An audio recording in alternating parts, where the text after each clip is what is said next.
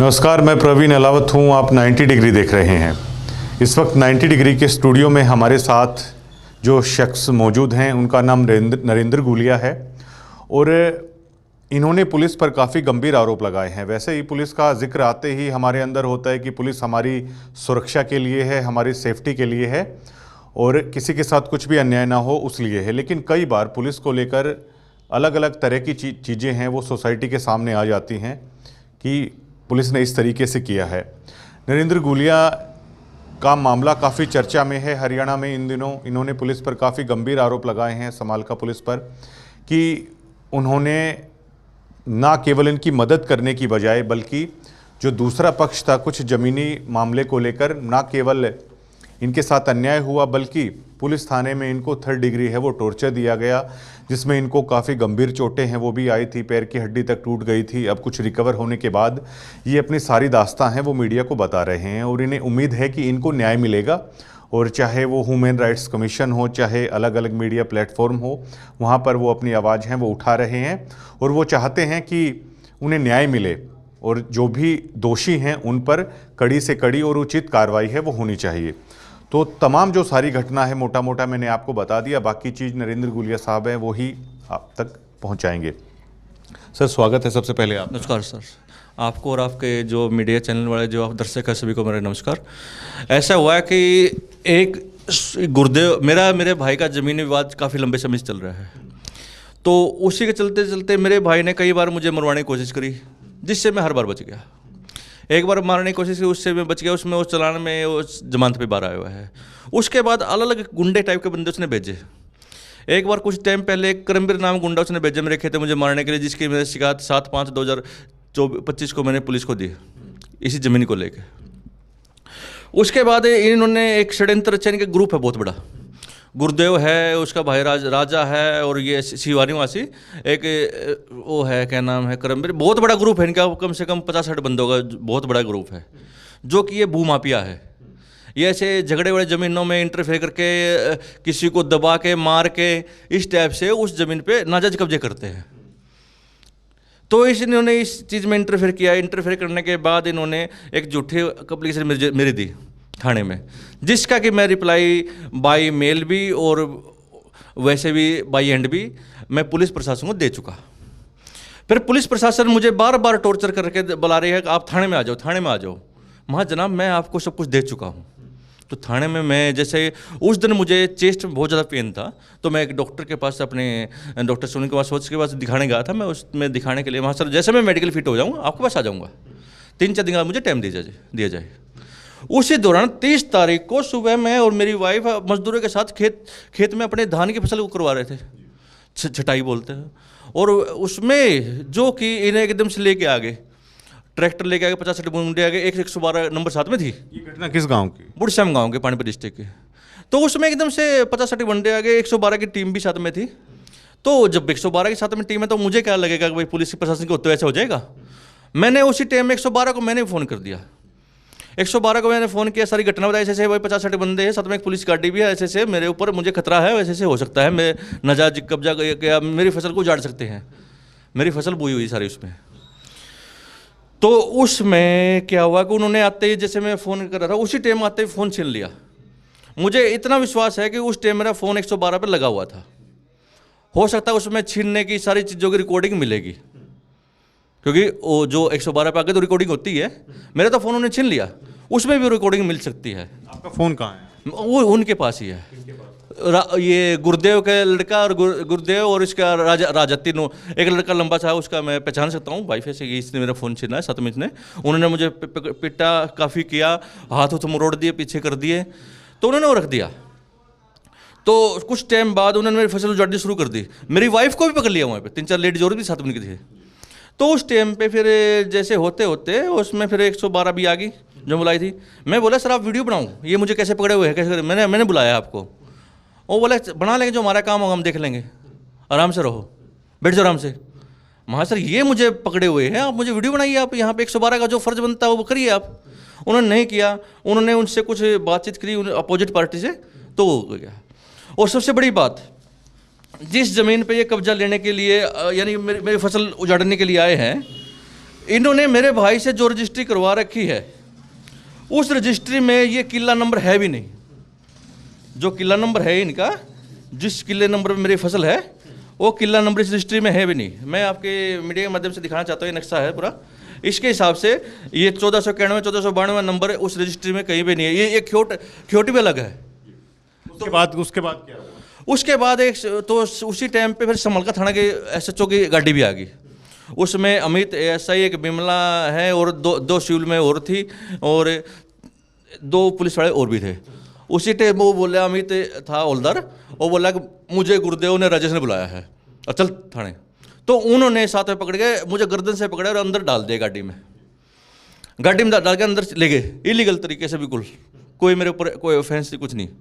अगर झगड़े की वजह से ले जाते, दोनों पार्टी ले जाते, उधर से 50-60 बंदे, इधर से मैं अकेला, तो दोनों पार्टी ले जाने का फर्ज बनता है, एक पार्टी ले जाने का फर्ज बनता है। मुझे अकेले, यानी कि अकेला जब बंदा झगड़ा, जमीन पे झगड़ा हुआ वो आपकी पुश्तैनी जमीन? पुश्तैनी जमीन, दादालाई जमीन है बिल्कुल। और उस पर कोर्ट ने तो किसी की जमीन पे जाके झगड़ा नहीं किया? नहीं, मैं दादालाई जमीन है और कोर्ट के किया हुआ मैंने ऑलरेडी इस चीज़ के लिए। कोर्ट के चल रहा 2024 से हमारा, ठीक है। कोर्ट बाद जो 3rd डिग्री आपको दिया गया वो पूरा मामला क्या? 10 बजे के आसपास मुझे थाने ले जाया गया। मैं चाहता हूँ जो थाने की रिकॉर्डिंग है, कैमरे लगे हुए हैं, और रिकॉर्डिंग चेक किया जाएगा, मैं किस हालत में मुझे ले जाएगा, बिल्कुल सब अच्छे से। उस टाइम ज़्यादा कुछ नहीं था।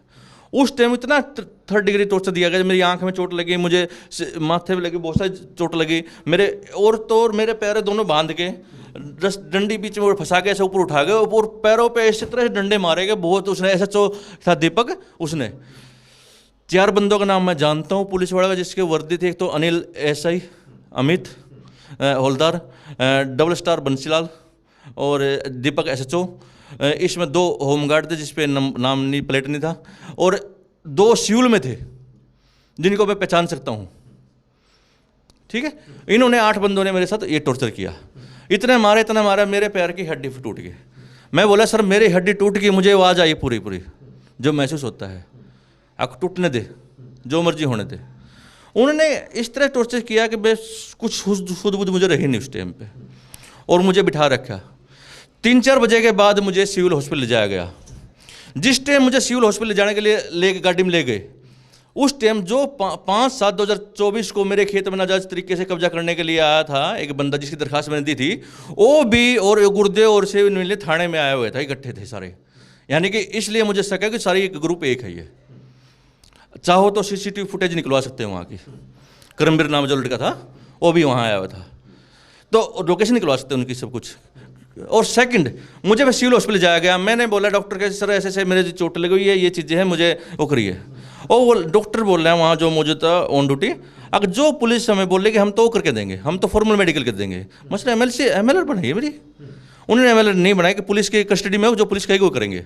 जब पुलिस की कस्टडी छूटे उसके बाद वहाँ पर अपने इस तरीके से करवाना।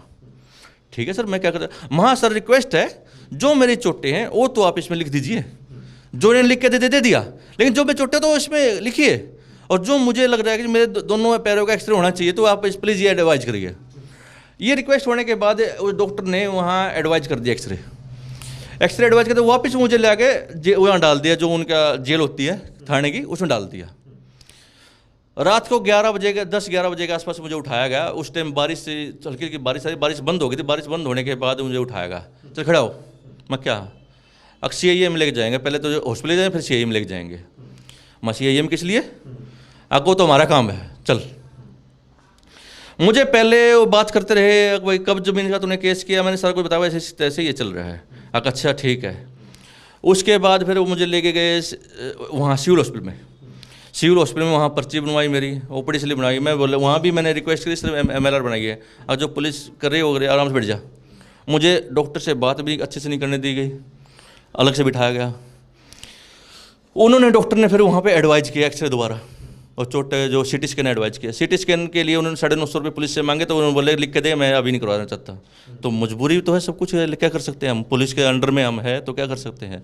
मैंने लिया CT स्कैन में अपना बाहर से करवा लूँगा, सिर्फ ये लिखा मैंने। उसके बाद वहाँ फिर मुझे एक्सरे रूम में ले जाएगा, पीछे से ऐसे मेरे दोनों पैरों का एक्सरे हुए, तो उसमें टेक्नीशियन जो वहाँ था उसका नाम मुझे ध्यान नहीं आ रहा, धुंधा है, प्रदीप ऐसा कुछ नाम था। उसने बोला कि फ्रैक्चर है, पैर टूटा हुआ है। उसी टाइम जो अमित था और अनिल था, अमित हवलदार और अनिल ASI, मालका थाने के पुलिस वाले। हाँ समाल का थाने पुलिस वाले दोनों। उसी टाइम वहाँ पे फिर उन्होंने बोला कि पैर टूटा हुआ है, हाँ टूटा हुआ है, एक्सरे दे दो। उन्होंने एक्सरे लिए और बोला इसको ख़त्म कर दो। किस तरह ख़त्म कर रहा है वो उस वर्ड का मुझे नहीं समझ में आया उनका, क्योंकि वो अमित का जो टेक्नीशियन था वो अमित का जानकार था, काफ़ी अच्छा जानकार था। जाते ही हाय हेलो अच्छे से हो रही थी उनकी। डॉक्टर से मिलवाने वाला भी वही था जो टेक्नीशियन था।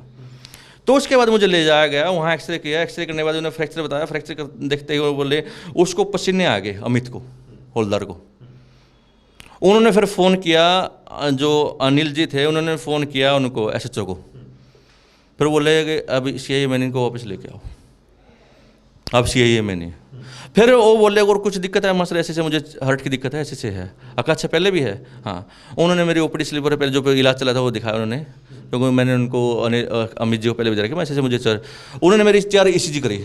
एक ECG करी, बोला हाँ इसको हार्ट की दिक्कत आ रही, दोबारा करो, रिपीट करो। रिपीट कर करके 4 ECG करी। 4 में जो हार्ट की दिक्कत वो आनी है, तो वो आई 4 में।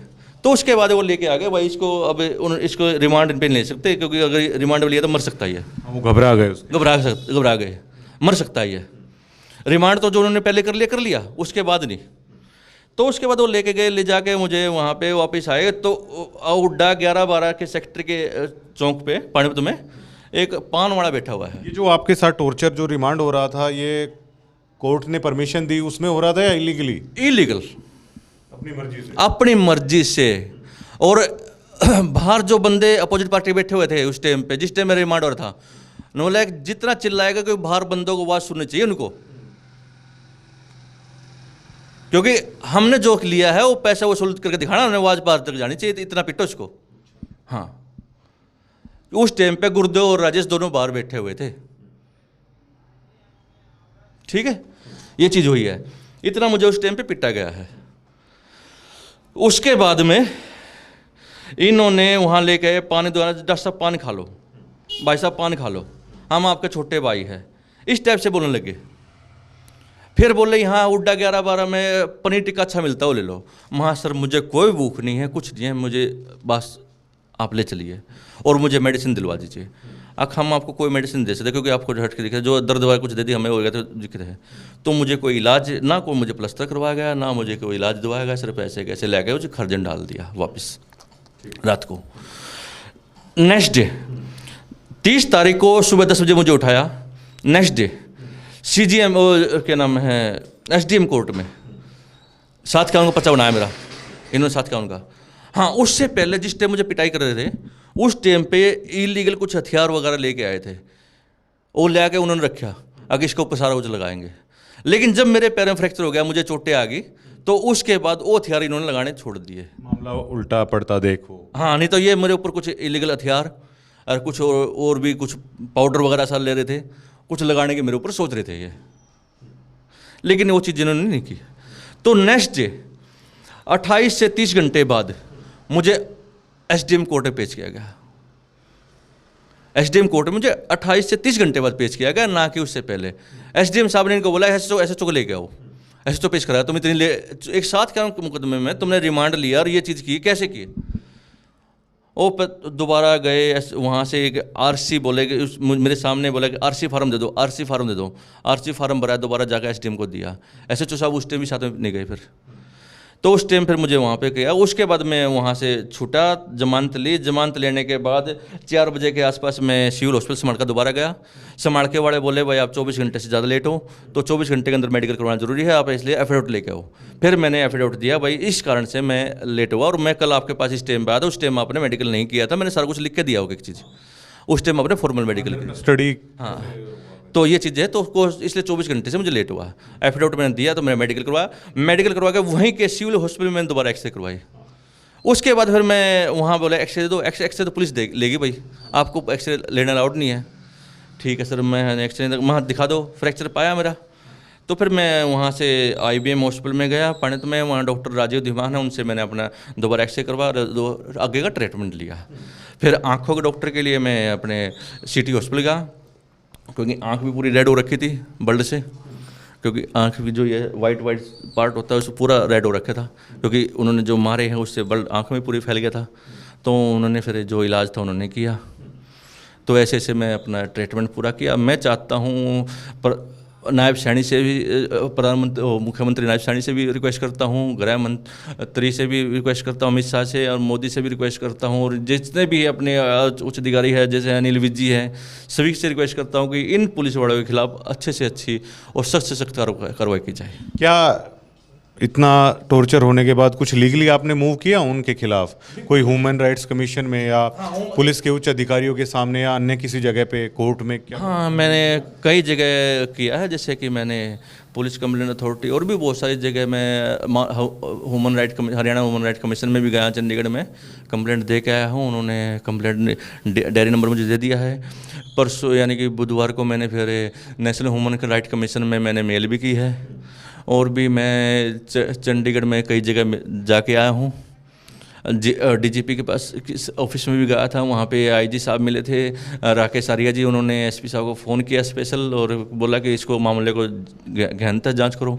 तो फिर मैं एसपी साहब से मिला, तो एसपी साहब ने मुझे स्पष्ट रूप से बोला कि बताओ क्या। मैंने फिर जांच बोली, सर अच्छे से किसी भी अच्छे डीएसपी से किसी से भी अच्छे से जांच करवाई जाए। तो उन्होंने फिर ये जांच DSP traffic DSP Suresh Saini ji के पास भेजी है 5 तारीख को, और उन्होंने 10 दिन का उनसे 10 दिन का टाइम लिया गया है, 10 दिन में हम जांच करेंगे। तो ये चीज़ें हैं इस घटना से पहले पुलिस को लेकर आप क्या सोचते थे? उस घटना के बाद आपके जीवन में खास तौर से पुलिस को लेकर क्या अब महसूस करते हैं आप? क्योंकि जिस तरीके से आपने बताया कि पूरे 28 से 30 घंटे तक इतना बुरा टॉर्चर आपने झेला है, तो क्या कुछ प्रभाव मानसिक तौर पर क्या आप टूट चुके हैं या बेहद दुखी हैं? क्या प्रभाव पड़ा उसके बाद आप? देखो, पुलिस का जो एक सोचते थे कि पुलिस हमारी रक्षा के लिए है, पर ये तो कि भू माफिया जो लोग हैं उनके क्या कह सकते हैं उसके कि उनके साथ में मिले हुए कुछ भी कर सकते हैं। भू माफियाओं के साथ मिलके जो गुंडा टाइप के बंदे हैं, कुछ भी हो सकता है। वो तो घटना ने क्या आपको इस चीज़ के लिए भी प्रेरित किया है कि हर हाल में अब न्याय मिलना ही चाहिए और इसको आखिरी लेवल तक अब इस लड़ाई को लेकर जाना है? आखिरी लेवल ऐसा है, मैं अपनी आखिरी सांस तक इस लड़ाई को लड़ूंगा। मैं ये आपके चैनल के माध्यम से, इनके माध्यम से ये कहना चाहता हूँ कि जो अगर ये चाहते हैं मुझे मारना तो मार सकते हैं, लेकिन मैं झुकने वाला नहीं, इसमें उल्टाटने वाला नहीं हूँ। ये ज़मीन मेरी दादा लाई है, पुश्तनी ज़मीन है, मेरी अपना हक है। मेरी ये लड़ाई अपने हक के लिए है, किसी गैर चीज़ के लिए नहीं है, ठीक है। और इस ज़मीन के एग्रीमेंट भी मेरे साथ हो रखे हैं पहले, मेरे भाई के, मेरी मम्मी के, सभी के एग्रीमेंट मेरे साथ हो रखे हैं। जो शर्तें पंचायत में रखी गई थी, मैंने सारी शर्तें पूरी कर चुका हूँ। सरपंच का लेटर पैड मैं आपको दे देता हूँ, जिसमें लिखा हुआ भाई नरेंद्र सारी शर्तें पूरी कर दी थी। लेकिन जब सामाजिक तौर पे जब भी नहीं हुआ तो क्या करें, अब कानून तरीके से हम सब चलेंगे। जो चीज़ जहाँ तक मुझे इस चीज़ में जाना पड़ेगा मैं जाऊँगा। कुछ मीडिया हाउसेज ने समालखा पुलिस से इस बाबत संपर्क करने की कोशिश की, तो जो वहाँ के एसएचओ या अन्य पुलिसकर्मी हैं वो सिरे से नकार रहे हैं इस चीज़ को कि हमने कोई टॉर्चर नहीं किया और नरेंद्र जो कह रहे हैं वो सरासर गलत है, हमने इस तरह का व्यवहार नहीं किया। तो एक तो वहाँ पे एक आटा गांव का वायरलेस ऑपरेटर बैठा हुआ था लड़का, और जिस टाइम पे टॉर्चर करता वो मेरी वीडियो बना रहा था। तो वीडियो देखिए, वो वायरलेस ऑपरेटर आटा गांव का था, एक्स आर्मी ऑफिसर हो, आर्मी से रिटायर होके यहाँ पे लगा हुआ है। एक वहाँ पे क्या बोलते हैं उसकी एंट्री करते हैं, क्या नाम है, पासपोर्ट की, वो भी वीडियो बना रहा था मेरी इन चीज़ों की। तो उनकी वीडियो देखिए। और सबसे बड़ी बात तो ये, चलो ये तो मोबाइल है, उनका पर्सनल मोबाइल ना भी दें, सीसीटीवी फुटेज देखिए जो थाने की है, मुझे किस हालत में ले जाया गया, किस हालत में मुझे लाया गया। सेकंड, जो मुझे सिविल हॉस्पिटल में रात को 10-11 बजे ले जाया गया, जो वहाँ से एक्सरे हुआ है, उस एक्सरे को शामिल तफ्तीश किया जाए, उसे पता चल जाएगा एक्सरे चोट कैसे लगी है, कैसे नहीं है, कहाँ पे नहीं है। एक पैर का हड्डी का एक्सरे कोई भी चेंज नहीं हो सकता कभी भी। आपके पैर की शेप अलग है, मेरे पैर की शेप अलग है, आपकी हड्डी का साइज अलग है, मेरी हड्डी का साइज, ये कभी चेंज नहीं हो सकता। उसको शामिल तफ्तीश करो। और अगर ये कहते हैं इसमें फ्रैक्चर नहीं है, मेरे अब वाला फ्रैक्चर है, तो दोनों मिला के देखो ये मेरा एक्सरे है या नहीं है। ठीक गलत है, मैं तो वही चीज़ कहता हूँ। उन्होंने इल्ज़ाम लगाया कि नरेंद्र सिंह ने अपने फादर का मर्डर किया 2018 में। कोर्ट से स्टेट क्राइम से मैं स्टेट क्राइम ने डॉक्टर के बयान लिए नारायण दबास के, उसमें मेडिकल रिपोर्ट में आया कि नेचुरल डेथ थी। इस पे शरीर पे किसी तरह के ना कोई चोट ना कोई चोट निशान थे, हार्ट फेल से मौत हुई थी। तो ये नेचुरल डेथ से मैं 2022 में माननीय अदालत मनीषा बतराज की अदालत से मैं 2022 में बरी हो चुका हूँ। तो उसका इल्ज़ाम अब लगाने का इनका मतलब क्या बनता है? पुलिस वाला कैसे कह सकता है कि बिल्कुल। दूसरी बात, एक 420 का केस एक लेडीज ने आटा गाँव के ने मेरे ऊपर करवा रखा था पुलिस से मिलके, क्योंकि 2021 से कंप्लेंट दी, कंप्लेंट झूठी पाई गई और वो राजीनामा लेके चली गई। उसे दोबारा किसी पुलिस अफसर के साथ मिलके उसने दोबारा मेरी कंप्लेंट दवाई। जो 2021 में कंप्लेंट दी गई थी उससे अलग तारीख, महीना, डेट सब कुछ अलग। और जिस तारीख जो तारीख उसने मेंशन करी उस तारीख में मैं ऑन रिकॉर्ड अपने ड्यूटी पे था, जो मैं पुलिस को दे चुका हूँ। और उससे पहले, दरखास्त देने से पहले, उस लेडीज ने एक वो किया था, क्या बोलते हैं, कोर्ट में बयान दे रखे हैं। कोर्ट के बयान की सर्टिफाइड मेरी कॉपी मेरे पास है, जो कि वो अलग है, ये अलग है। और 24 में दरखास्त दी, वो अलग है। लेकिन वो जो मिली भगत करके उसने FIR कटवा दी, जिससे कि मैंने फिर हाई कोर्ट का सहारा लिया इंटरसेप्ट बेल के लिए। वो फर्स्ट डेट पे बगैर पुलिस को नोटिस किए मुझे फर्स्ट डेट पे बेल मिल गई। हो सकता है इस लड़ाई को आपको लंबा लड़ना पड़ सकता है, क्या आप उस चीज़ के लिए तैयार हैं? आखिरी सांस तक, आखिरी सांस तक। अगर मैं तो मर गया तो बात अलग है, नहीं तो लड़ने के तैयार हूँ मैं इसके लिए। किस तरह का न्याय चाहते हैं? निष्पक्ष न्याय चाहता हूँ। जो एक करप्ट ऑफिसर है इनके खिलाफ, जो भी इसमें ये गुंडा प्रवृत्ति के इंसान जो इसमें दाखिल हुए उनके खिलाफ, सबके खिलाफ मैं कार्रवाई चाहता हूँ जी।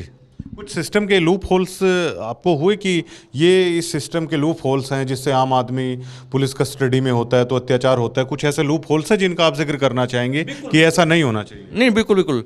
तो मैं ये जिक्र करना चाहता हूँ क्योंकि पुलिस महकमा क्या चाहता है, जैसे कि हौलदार ने कोई गलती कर दी, वो हौलदार जो SHO को बोल रहेगा वही सच्चाई है, SHO फिर ऊपर DSP को बोल रहेगा वही सच्चाई है, DSP फिर SP को बोल रहा है वही सच्चाई है। ये नहीं होना चाहिए। जो विक्टिम है उससे भी एक बार होनी चाहिए, दोनों की निष्पक्ष जांच होनी चाहिए। अगर ये कहते हैं नहीं, अगर हमने इनको नहीं टॉर्चर किया, ये कहते हैं कि हमने इसको टॉर्चर नहीं, मुझे टॉर्चर नहीं किया, मुझे लठ नहीं मारे, तो नार्को टेस्ट है, लाइव डिटेक्टिव टेस्ट है, जो कि एक होते हैं, मेरा करवा लो, नहीं करवा लो, पुलिस का करवा लो, उससे बड़ी बात क्या होगी? ठीक है। नहीं, आपकी कुछ वीडियोस भी हैं जो जिसमें आप भयंकर है, आपको चोटें हैं वो दिखाई दे रही हैं। बिल्कुल बिल्कुल है, मेरे पास फोटो है, वीडियो मैं आपको सारी दूंगा। मुझे सारी चोटें पूरी आँख में पूरी, अब तो ये 10-12 दिन हो गए तो रिकवरी होगी थोड़ी सी, तो ये चीज़ें हैं। तो इस चीज़ों के लिए मैं हर चीज़ के लिए तैयार हूँ, तो क्या पुलिस वाले तैयार हैं इन चीज़ों के लिए? ठीक है। तो मैं बड़े अफसरों से ये कहना चाहता हूँ, कभी एक जो विक्टिम के भी लेके चलिए कि हाँ ये सच्चाई हो सकती है, क्योंकि हमेशा आप अपने उसके मत सुनिए। हर हाथ की 5 उंगली बराबर नहीं होती, इसी तरह एक परिवार के 5 सदस्य बराबर नहीं होते, इसलिए सभी पुलिस वाले बराबर नहीं होते, सभी ईमानदार नहीं है, सभी करप्ट नहीं है। मैं मानता हूं कि ये कुछ करप्ट है, लेकिन उन करप्ट बंदों को अगर इस प्रशासन से, इस चीज़ से बाहर नहीं निकाला जाएगा तो न्याय नहीं मिलेगा। मैं यही चीज़ चाहता हूँ जी। शुक्रिया, थैंक यू। ये नरेंद्र गुलिया जी हैं। और अगर आप उन शब्दों पे जाएंगे किस तरह का टॉर्चर है पूरे 24 आवर तक इनके साथ वो हुआ है। देखिए, एक लीगली मूव ये होता है कि आपको कोर्ट में पेश किया जाता है, उसके बाद कोर्ट 3 दिन या 4 दिन के रिमांड पर आपको देती है। उससे पहले अगर आपके साथ कुछ भी अगर फिजिकली टॉर्चर किया जाता है वो पूरी तरीके से अवैध है, उसे एक तरीके से विशुद्ध गुंडागर्दी है। आप कह सकते हैं कि एक पूरा सिस्टम का इस तरीके से नाजायज़ फ़ायदा उठा लेना है। तो अगर आप 24 आवर तक जिस तरह नरेंद्र गुलिया जी के साथ हुआ है, अगर आप उससे अगर थोड़ा सा सोचिएगा भी तो आप सिहर उठेंगे कि एक आम आदमी पुलिस कस्टडी में 24 घंटे तक उसका पैर तोड़ दिया जाता है, उसको इतने गंभीर चोटें हैं वो की जाती हैं, जो खुद एक हार्ट पेशेंट है। उसके बाद वो हॉस्पिटल में जाता है, वो सोचता है कि अब यहाँ पे जो डॉक्टर्स होंगे कम से कम यहाँ मैं अपना दुखड़ा बताऊँगा कि मुझे ये चोटें आई हैं, आप इसमें लिख के दीजिए। तो वहाँ भी इनके मुताबिक है पूरा का पूरा सिस्टम ही मतलब पूरा दिवालिया हो चुका था जब इनके साथ ये इंसिडेंस हुआ। लेकिन जैसे ही ये लीगली तरीके से इन पर केस लगाया गया 751 का, उसके बाद इन्होंने जमानत ली और न्याय के लिए अब नरेंद्र गुलिया हैं वो लगातार है वो लगे हुए हैं। उनका ये कहना है कि सारे पुलिस वाले तो एक जैसे नहीं हैं, लेकिन जो इस तरह के करप्ट पुलिस वाले हैं उनको लेकर ये अपनी आखिरी सांस तक ये लड़ाई है वो लड़ने वाले हैं। ये इंटरव्यू हमने इसलिए किया है क्योंकि बहुत सारे ऐसे आदमी, बहुत सारी घटनाएं ऐसी आ जाती हैं जो पुलिसिया कार्रवाई से बेतहाशा परेशान हो जाते हैं, उन्हें बेतहाशा प्रताड़ित है वो किया जाता है, ताकि आम जनता को भी ये पता होना चाहिए कि करप्शन मतलब किस कदर है। वो कई बार एक आम आदमी को उसका दंश है वो झेलना पड़ता है। और साथ साथ ये सवालिया निशान सरकार पर भी हो जाता है कि इस तरह के जो पुलिस वाले हैं या इस तरह के आम आदमी के साथ जो व्यवहार किया जाता है उस पर उचित से उचित और कड़ी कार्रवाई है वो यकीनन होनी चाहिए। ये अकेले नरेंद्र गुलिया का मामला नहीं है, कई सारे ऐसे मामले हो जाते हैं जहाँ पर आम आदमी सिस्टम के तहत पिस जाता है। ये हर उस आम आदमी का मामला है, ये हर उस आम आदमी से जुड़ा हुआ मामला है जो ये सोचता है कि कानून होता है और उन्हें न्याय है वो मिल सकता है। शुक्रिया।